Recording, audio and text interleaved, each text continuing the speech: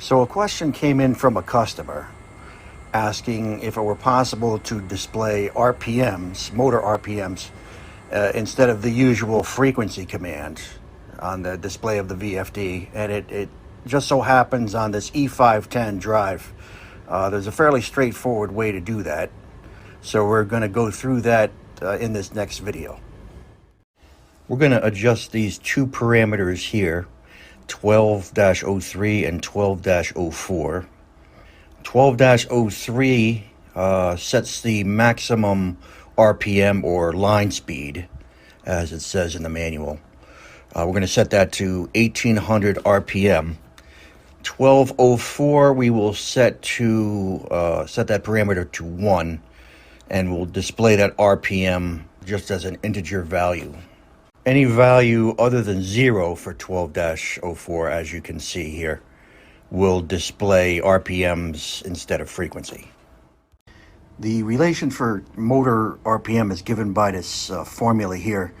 The RPM is equal to 120 times the frequency, or 60 hertz, divided by the number of poles, typically a 4-pole motor, in which case your motor RPM, nominal RPM, would be 1800 RPM. This is assuming no slip.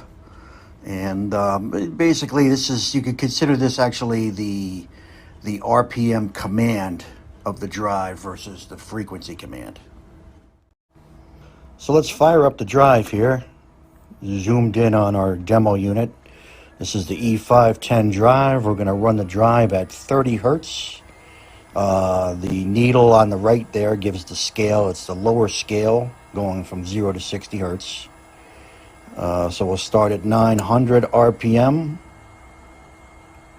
We'll go down to 150 RPM, corresponding to 5 hertz. Typically don't run a drive this low, but here we are at 10 hertz. Drive is displaying 300 RPM. Bump it up to 20 hertz. Now the drive displays 600 RPM. Back to 30 hertz and 900 RPM.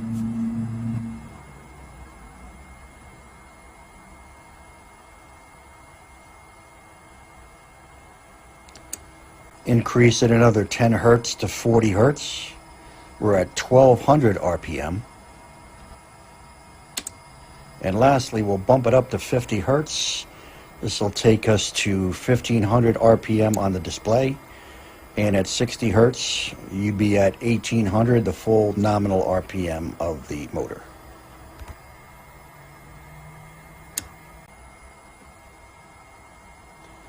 Keep in mind, once you make these changes, the frequency command is not going to be visible anymore on the display of the drive.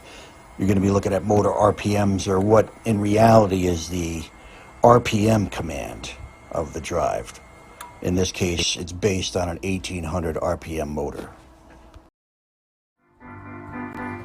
Check back on this channel for more videos.